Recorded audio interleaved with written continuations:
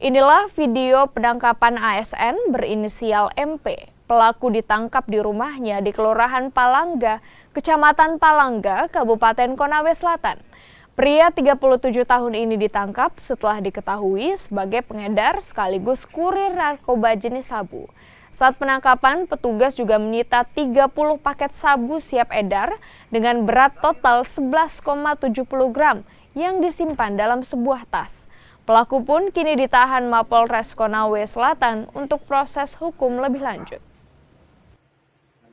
Tersangka atas nama inisial MPP alias Kakak, pekerjaan ASN,